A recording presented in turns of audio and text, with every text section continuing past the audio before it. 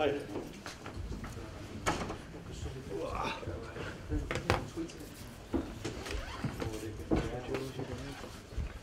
It's over. Fine, thanks.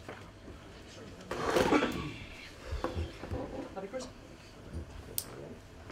Mark, can I ask you our question we're asking everybody, all the managers? It's concerning atmosphere. So it's quite apt for Stoke because I think even when you're an opposing manager here, you were pretty aware of the kind of special atmosphere here. But how important is it? I mean, Jose Mourinho has said that Stamford Bridge is lacking a little bit of atmosphere this season, and he thinks it's affecting the team and their results. How important is the atmosphere and the atmosphere here, do you think? Yeah, I think it's always had an impact. I think as a player, you always want to be inspired by the occasion and by the crowd and their reaction to what's going on. And I think that's true whether or not you're a player or a manager. You want your team helped by your crowd, which thankfully we're always helped by the crowd here. They're absolutely magnificent, and yeah, and I think it does help teams. I think if there's a little bit of apathy around the place, or people aren't too enamoured by what they're watching, maybe, then that can affect players, and that can affect sometimes the confidence that they have going out on the pitch. But the onus is always on the players to produce and give the crowd something to cheer. Thank you.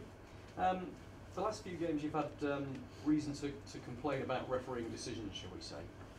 And I think you were going to speak to Mark Riley this week, weren't you, about the specific incident with Song's challenge on Juve. Have you got anything to tell us about that conversation? I think there's meetings planned for next week. Just because we felt we had observations that we made as a club and as individuals in certain games, and we just need a little bit of clarification, and we're pleased that they've accepted our invitation, and we can have conversations early next week, I think. What themes would you want to talk to them about? Well, any number, but it's probably better to have the conversations first with the people involved, and then we'll relate it to you. Will you tell us afterwards? Well, it depends how it goes. Thought you might say that. Yeah. England squad's been announced, with Stoke fans noticing a glaring omission again. Ryan Shawcross not in there. Despite what you've said about it, it doesn't seem to have made any difference. I don't know what more you can say about it. It's frustrating for you, frustrating for him. Yeah, Ryan just has to keep on playing as well as he is. I'm absolutely delighted with his performance. For whatever reason, those performances haven't been deemed good enough to get into the international squad again. But those are decisions that are made by Ryan and his team, and I respect his judgment. I said before, maybe he's got a group of players that he wants to keep together right through the campaign. Maybe that's what's going on, and that's why it's more difficult for players to break in. But almost always when the squad is released, there seems to be at least one new face in there, but maybe Ryan isn't viewed as a new face anymore. Victor Moses has impressed so many people this season with his performances. He's created 16 chances for teammates in those 8 games, the stats will tell you. And we asked him after the game on Saturday whether he'd like to make this loan move permanent, and he said, look, I'll do the best I can for Stoke, but I'm still a Chelsea player. What can you do to try and make him feel as though his home is here longer term, and maybe talk to Chelsea in the meantime? Well, he's absolutely right in saying that he is still a Chelsea player. We're delighted with what he's producing, and that was the key from everybody's point of view. It was that he'd come here, he'd play games, he'd get back on track, because he'd had 2 years of really of not playing or affecting games. So Chelsea obviously wanted to enable him to get his confidence levels up again. So as we stand here and now, I think everybody's winning, because Chelsea obviously are getting a player back up to form. We're delighted with what he's producing for us. But further than that, you can't really comment, because, like I said, it's he was allowed to come here with a view to getting game time under his belt, which is what the loan system is about, and we benefited from that, and Victor certainly has benefited from playing with us, and he's certainly enjoying his time. But his parent club has benefited as well because he's out there playing, and that's their intention. So we're not at the point where we're going to have conversations about Victor's future because it's not the right time to do it. But suffice to say, we're absolutely delighted with what he's produced. You mentioned stats there, and in almost every game he's having an impact, and it's important that he did. I've got lots of options. I've also got like Mark Hughes, Asaidi as well, who did really well last year, and they found it very difficult to get game time because Victor's done so well. So that illustrates the point really. So he's got to continue in the same vein. It's still very early, but we're really encouraged with what he's producing, and maybe the competition that we have now for places is helping him because he knows he's got to play well to stay in. Thank you. And finally from me, I suppose I think I might have asked you this before about the consistency that you're trying to get, that you actually achieved for a big chunk of last season, especially towards the back end of the season, that maybe has just escaped you at this season so far. And I don't know whether that's maybe not to do with performances or not, but since August, lost, drawn, won, lost, drawn. It's quite consistent. It's consistent and inconsistent, isn't it? I mean, how do you get that? How does a manager say? It's easy to say I want consistency. It's a harder thing to do, isn't it? Well, I think I mentioned before that this early part of the season is stop-start in terms of international breaks, and that continuity that you're trying to find in performances and results is sometimes compromised by the fact that you're not getting continuity of work leading into games, and I think that's having an effect on certainly us on occasions, and I think other clubs have experienced a similar situation when guys are going off for 10, 12 days at a time and then coming back having a different type of work, and they have to get back up to speed. So that does impact. We're leading into the last international break of the year, thankfully from my point of view, because I think now it's really a key time for us to get consistent work week in, week out, and that will help us to get the consistency that ourselves and lots of teams are looking for. Thank you. Can I just run through injuries, suspensions, players back? Who's around? Well, we had a poor day, unfortunately, on Wednesday. We had a couple of breaks. Jonathan Texero, unfortunately, got stood on and it broke a bone in his foot, so he's going to be out for 6 to 8 weeks, I think it is. It's going to have to be pinned, so that was a blow and a surprise to us because it wasn't an incident that we thought would lead to that amount of time out of the game, but these things happen. Mark Hughes has broke his hand. We're hopeful that the cast that he's got is going to be okay for him, and then he'll be allowed to play. Other players have played with similar casts, so we don't anticipate that it'll be a problem for us. So that's him. Apart from the other injuries, Alexia Glenwheel and Robert Huth, they're still not available. The long-term injuries, obviously, are there as well. But apart from that, unless I've forgotten somebody, Crouch and Barnsley back? Yeah, they're back from suspension. They're fitting well and unavailable. Spurs been busy in midweek. How do you view their travels in midweek as influencing the game on a Sunday?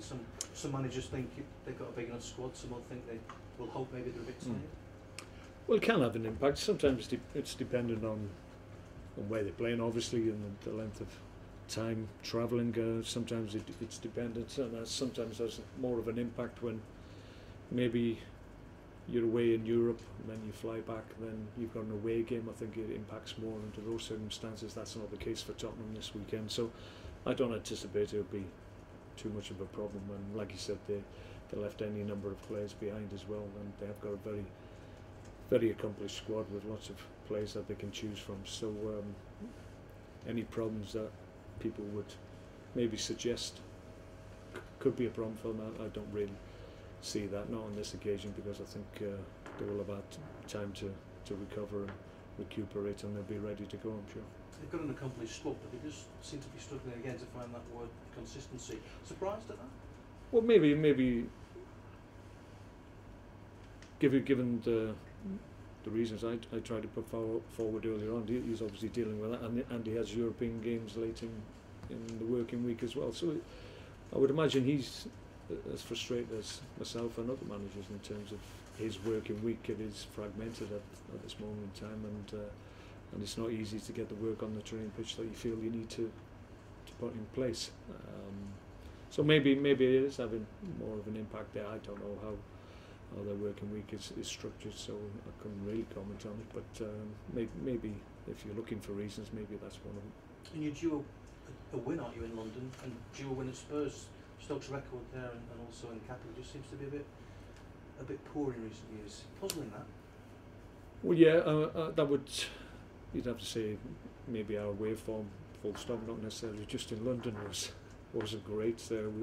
We like to think this year that that's going to improve, because I think we put in some decent enough performances on our travel, certainly this year and the back end of last year.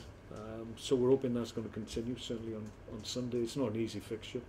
You look at any game against Spurs on the road, given the quality that they have, then it's not easy. But I just sense that we're running into a little bit of form. I think after being disappointed twice against Southampton, but showing a lot better form in the second half in the Capital One fixture, and then taking that into the West Ham game when we by far and away the better side on the day, didn't get the maximum points that our performance deserved, but I sense that the form is returning, and that's encouraging for us. When it's not happening away from home, what do you do? Do you just try and tweak all the build-up, the arrangements? I mean, no, I think you have to be consistent. I've been doing this a long time, and you know what works and you know what doesn't work more often than not, and it's about having that continuity of work and making people understand what's required, strengths, weaknesses, all those things, and then on the day you have to perform well, and you need a little bit of luck. Anybody who says you don't need luck, you make your own luck. I would doubt that. It's you need the run of the ball at the right time.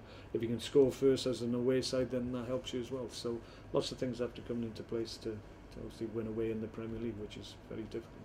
And we're at the end of that first 10-game block. Are you a manager that carves the season up into these blocks? And if you do, what conclusions do you draw at the end of the first 10 games? Well, we do that. It's not necessarily in 10-game blocks. It's sometimes it's less than that. It would be no more than 10 games. That's quite a big chunk. But I think from our point of view, I think at this stage we've got more points on the board, correct me if I'm wrong, than we did at this stage last season. We think we're in a good place. We're 12 months, longer than that obviously now, 15 to 16 months down the line since I walked through the door. So we've had the benefit of that work as well. So we're looking ahead to the next few months, because with the distraction of international football and the breaks that brings to the work that you want to do, then we feel the next few months will be good for us, although we're up against big sides in that period. Just looking at the stats as well, it's 10 years since you entered club management. Yeah, probably is. Bit older, bit wiser? I'm certainly older. I'd like to think I'm wiser. There'd be something wrong if after 10 years I hadn't learned a little bit on the go. So yeah, it's gone very, very quickly.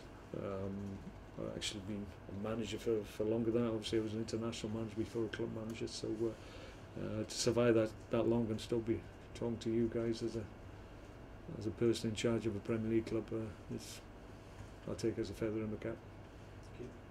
Mark, Spurs have already lost 3 games at home out of 5. Is this a good time to be playing Spurs? Difficult to say. I mean, the thing with a side and a squad that Tottenham have got, that on their day they can beat anybody in the Premier League. If everything flows for them and players play well to their maximum, then it's a very difficult fixture, and they're a top side. And like I say, can beat anybody.